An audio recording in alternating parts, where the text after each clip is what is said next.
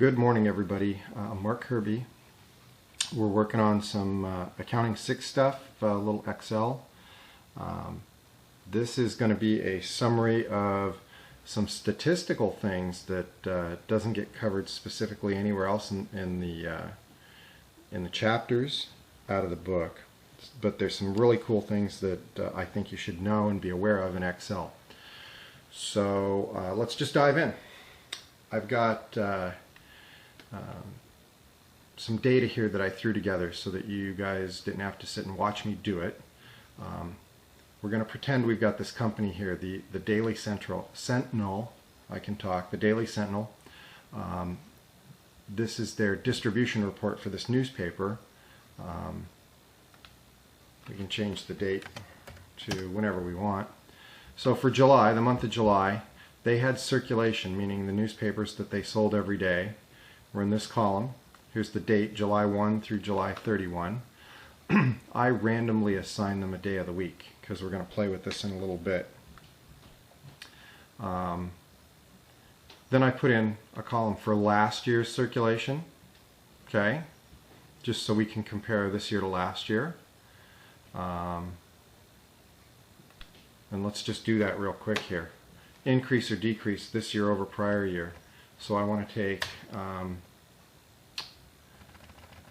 this year minus the prior year, and I can see that circulation, at least for July 1, increased by 4,518 newspapers for that day. Obviously, July 1 last year wasn't a Monday, but that doesn't matter. Notice I can grab this and take it and drag it down, turn the little fill handle here, you know, that little X pops up, drag it down, and you can see the days that increased or decreased. Oh, what are we missing? An old friend. Equals sum. We never did total this. Sum.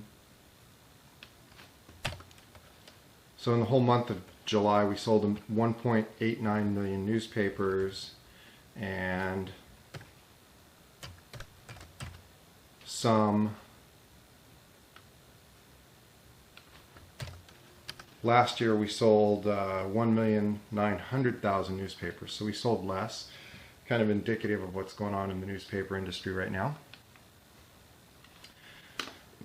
So let's see, we know that July 1 went up. What percentage did it go up by? This is a little vertical analysis for all of you accountants out there.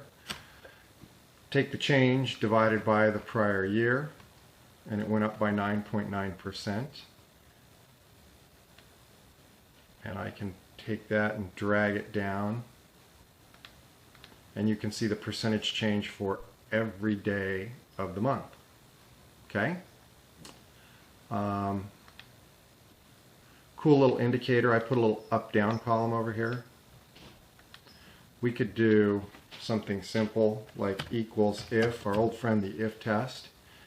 If J7 is greater than 0, give me, in quotes, up. And if it fails, so if it's false, give me down. Simple little formula there. If J7 greater than 0, up, else down. And I'm probably going to center that, and you can drag that up or down, all the way down to the bottom. And you can real quick see which days are up and which days are down. Okay. Nothing new that we haven't already covered somewhere in class. Just because I'm having fun and I'm on a roll on a Saturday morning. Saturday for me, I don't know what day it is for you. I'm going to do a little conditional formatting with this column right here. This is a quick, easy indicator, but what if I also wanted to have it do something depending on what direction it's going? So if it's up, turn a different color. If it's down, turn a different color.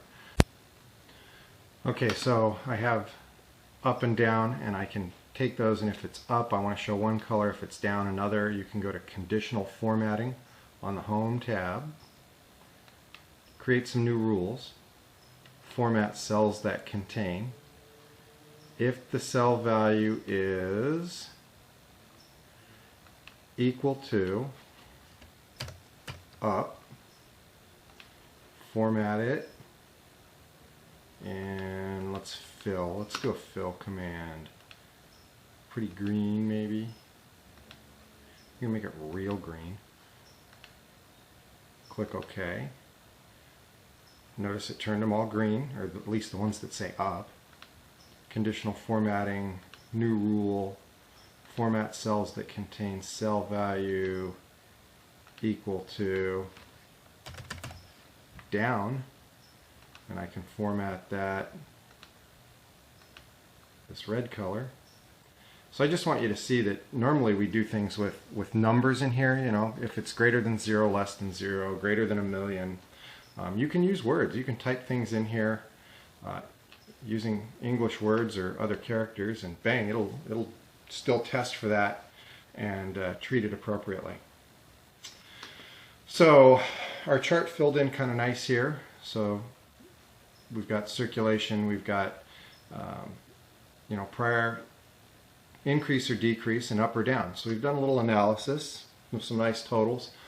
I've thrown in a little column here, and I already did this because it'll take me 3 minutes to do in front of you. All I did was say, tell me what day of the week it is. You know, Monday being 1, Tuesday being 2, Sunday being 7.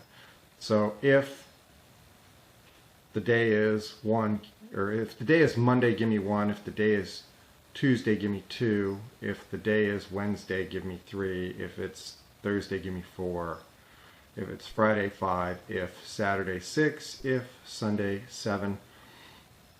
I don't know, at least as far as things are going in the class I'm teaching right now, this is the longest if statement we've done, but cool. You've got an example of a really long one. What if I want to know what's the ranking of these in order, the highest days sales or highest days circulation all the way to the lowest. Notice I put a ranking column in. This is where the statistical fun starts to come in.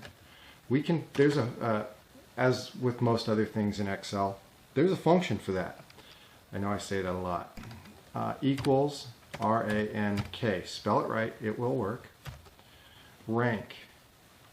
So we want to rank, notice the little helper pops up, rank the number, so today, comma, reference. And the reference is, I'm ranking it against what? All the days in the month, which are all of these over here in column D. Okay? Comma, order. Do we want ascending or descending? Well, I want descending, so I'm going with 0. Okay, I'm going to just click on this to fill it in. And then I'm going to end parentheses. I'm going to hit enter. Now, go back up to it, hit F2, because a lot of you are going, wait, hang on, you got a problem. I know I got a problem. Thank you for your concern. I'm going to go back into it. The number D7, as I drag this formula down in the G column, I want it to go D8, D9, D10. So there's no problem there. But the range, I don't want the range that I'm testing against to move. And if I drag this down, my range will change from D7 to D37. And the next cell down, it will be D8 to D38, and then D9 to D39. So I've got to go and lock my references here, or I will have an issue, okay? And we don't want to have that issue. So hit enter. Now that I've locked those references, I can drag this down, and Excel will very happily rank these for me. I can find number 1. There's my highest day in volume, and 28, 30. If there are ties, if there's 2 days with the same number, it will show you, for example, two number 3s or 2 number 2s. But here we go. Here's my lowest day in sales. Oh, right next to my highest day. How about that? That's interesting. If we were in business, I'd wonder why they were next to each other, but it's just an example. Okay, so there's an example of the rank function, and you can just rank things from top to bottom. If I had changed the 0 to a 1 and done it in ascending order, then it would be backwards, and you'd have this be the 31st and this be the first number in our ranking list. Okay? Okay, so let's talk about some other cool statistical stuff. Remember, we came down here and we summed our total circulation for the month. What if I want an average? We can sit here and we can count that there's 31 days, and we can take the sum plus this divided by 31. Okay, there's your formula, plus D38 divided by 31. Well, what if there's only 28 days in the month, or 30 days in the month? Remember, we like to build universal solutions to things where people don't have to think and go back through and edit and fix stuff. So while this works, is this what we're looking for in this class, or we're looking for as true professionals with this piece of software? And the answer is, of course, no. You should be screaming no. So how do we do it? I say it too much. There's a function for it. Equals average. Average, A-V-E-R-A-G-E, and then it just wants you to fill in the numbers, but it behaves like the sum function. So I can take it and grab the whole area that I want, and it's going to figure out how many days are in there or how many items are in that and divide by the correct number. Notice it gave me the same answer, the 61,208. If I come up here and I take one out, the total changed and the average changed because it's dividing by a different number. Okay? I'm going to undo that, put my data back. So that's the average function. What if I didn't know how many days there were in a month? What if I didn't want to count? Or what if this was just a list of data and I wanted to know how many pieces of data were in it? Excel will do that for you as well. Very cool, and that's the equals count function. And all you have to do is, just like the sum function, drag the appropriate area and parentheses, hit enter. Okay? So if I put in 0, it left it at 31. Undo. But if I hit the delete key and take it out, notice it changed to 30. And if I hit the delete key again, it goes to 29. So that's your count function. Okay? Here's a fun one. Number of days over 50,000. So what if I want to figure out how many of these are over 50,000? And I want to count. Normally we'd sit here and we'd go 1, 2, 3, 4.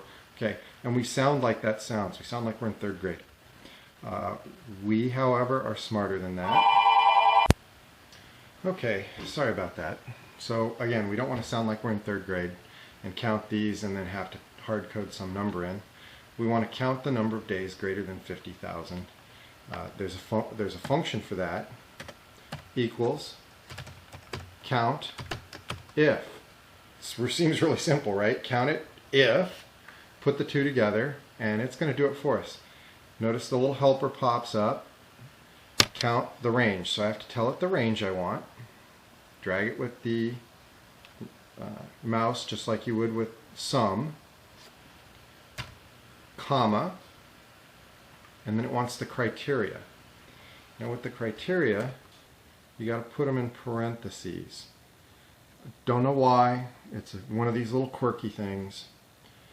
Or sorry, in quotes I mean. So open quotes, my criteria is greater than 50,000, end quote, hit enter. So it counted that I have 23 days where my circulation was greater than 50,000. Okay? I'm sure that's true. I'm not going to count it here just to prove it, but I'm sure it is. If any of you want to test this, go right ahead. There it all is. pause the video, count them, tell me if it's wrong. It won't be. All right, moving on. Notice I didn't wait for you to count it. Okay, number of weekend days over 50,000. So I have two things going on here. I need a Saturday or a Sunday and this greater than 50,000. So there's two sets of data going on here. Again, there's a twist on the COUNTIF function called the COUNTIFS, and the the S stands for multiple. Let's see if I can do this in one go. Equals COUNTIF, notice the little helper pops up, COUNTIFS is there. Okay, notice the function is a little different. COUNTIFS criteria range, comma criteria. So the criteria range 1 is this range here. We're going to see if our circulation is, comma, just like before, in quotes, greater than 50,000. Notice the helper pops up, criteria range 2, so comma. Now I'm going to do a test on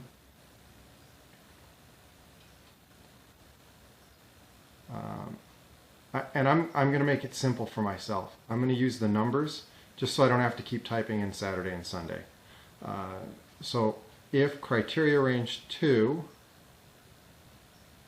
and I'm going to pick the day number, okay, just like that, comma, now the criteria, in quotes, is, let's think about this. There's 7 days in a week, Monday is 1, Saturday is 6, and Sunday is 7. So I can test all of this real quickly if I just say that the criteria is greater than 5. So if the number in the day column is 6 or 7, i.e. they're greater than 5, then I'm okay. So notice I'm doing two tests here. COUNTIFS. So I check column D to see if it's greater than 50,000. If the one item in column D is, go to column F and see if the number is greater than 5, meaning it's a Saturday or a Sunday.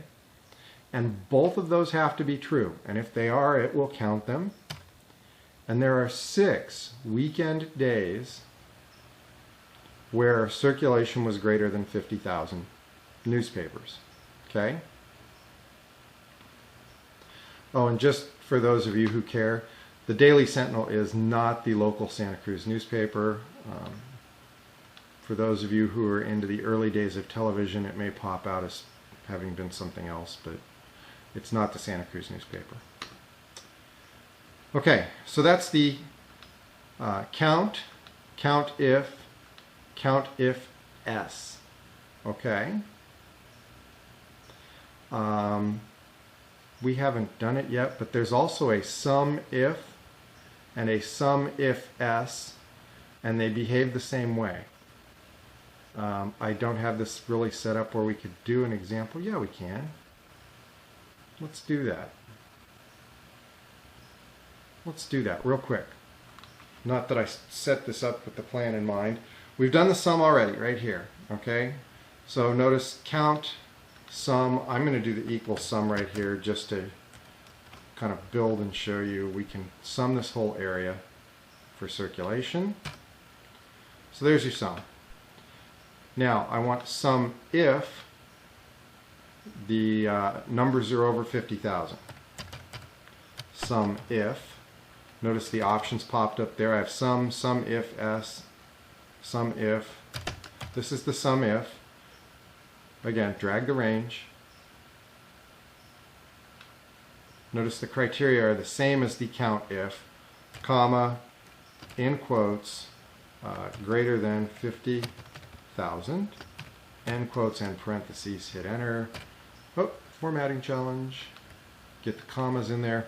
So on days where we sold more than 50,000 newspapers, we sold 1.5 million newspapers in total for the month. Okay? what was the total circulation on weekends with greater than 50,000? So just like we did the COUNTIFS, we're going to do a SUMIFS, multiple decision makers. So the range, the first range is I want to sum this, the circulation, if greater than 50,000, and I want to notice, oh, hang on, I've done something wrong. I must back up. The criteria is a little different here. Sum if, what are you summing? Then the criteria range, which in our case happens to be the same for the first test.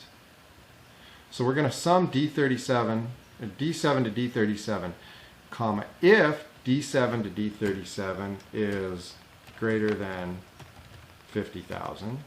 There's test 1. So we're in criteria 1, comma, criteria range 2. Now we pick the day of the week number that I threw in here. You're starting to see why I picked a number instead of just a Saturday, Sunday, Monday. Comma, the criteria is, again, greater than 5, and quotes and parentheses. So I'm summing D7 to D37 if D7 to D37 is greater than 50,000 and F7 to F37 is greater than 5. So I'm adding them up, but only if I pass the two tests that go on down at this end of the function. Good? Hit enter. It gives us a number. So on those 6 days where our weekend day was over 50,000, our total circulation was 431,000. Okay? Okay. If I went too fast, you can always back the tape up and watch this again.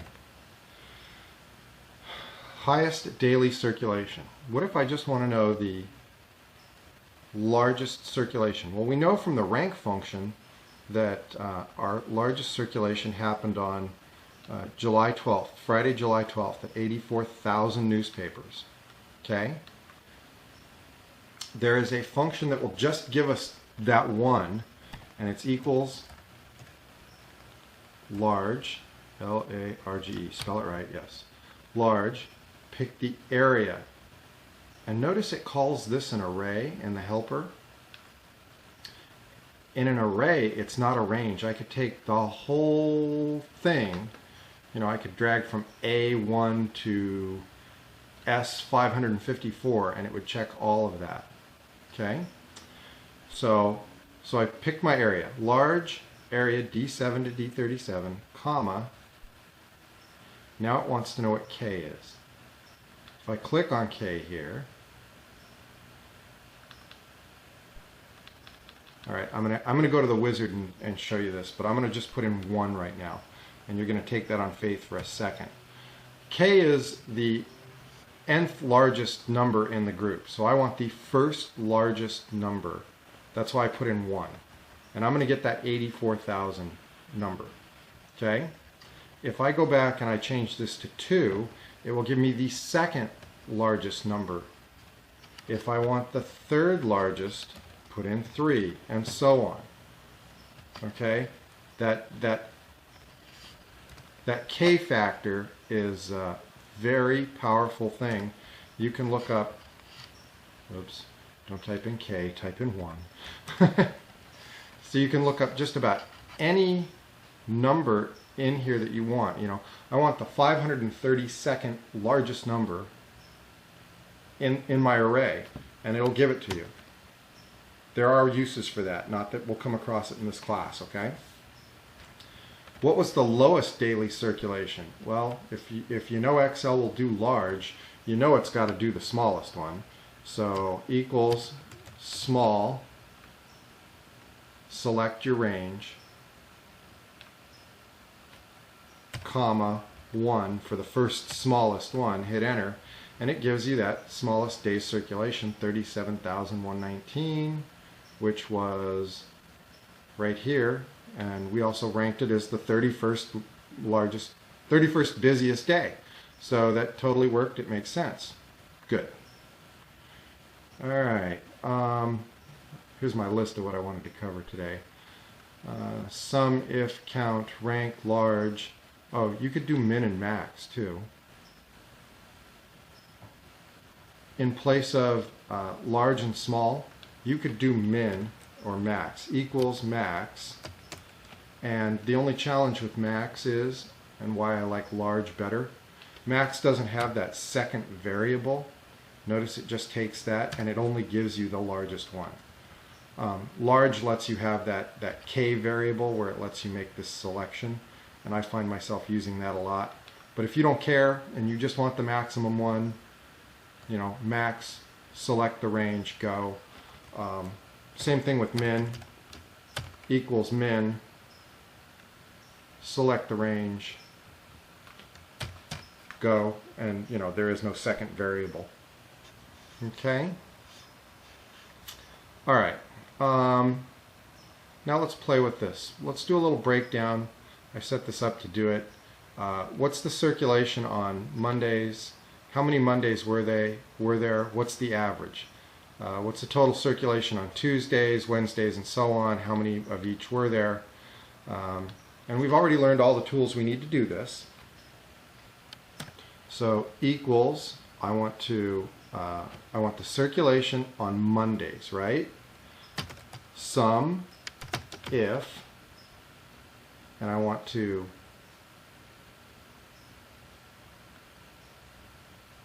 I need to pick the range.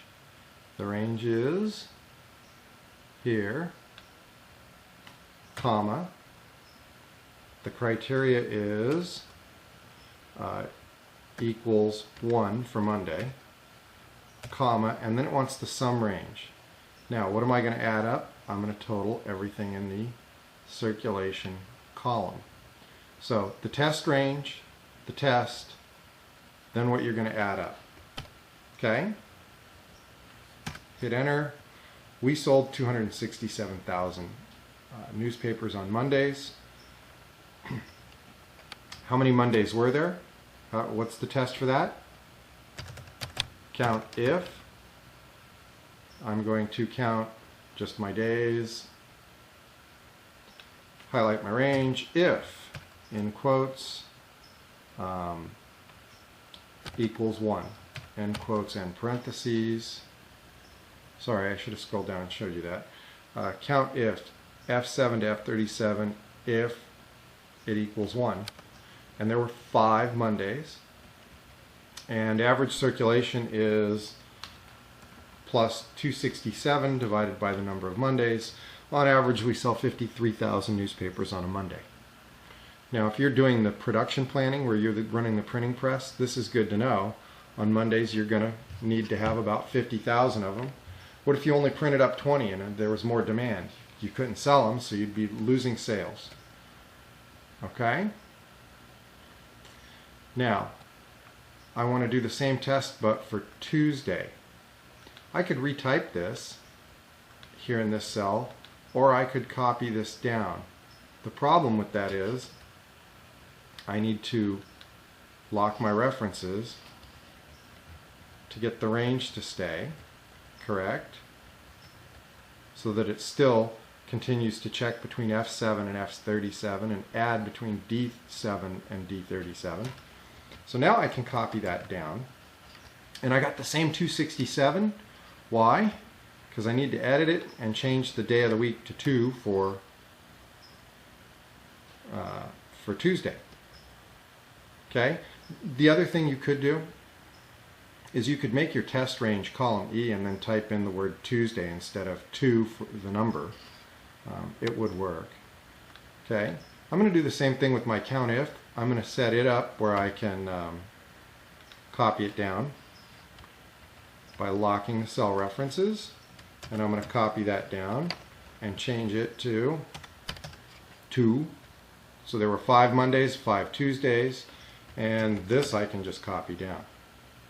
So on Tuesdays our average circulation is 73,000, Now watch, I'm going to take the whole range here, the whole section, and I'm going to copy it down.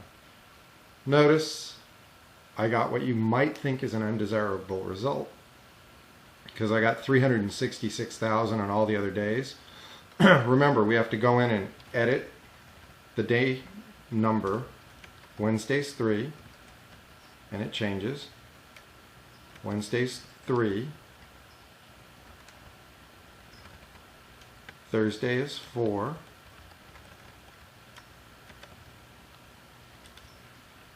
Thursday's 4.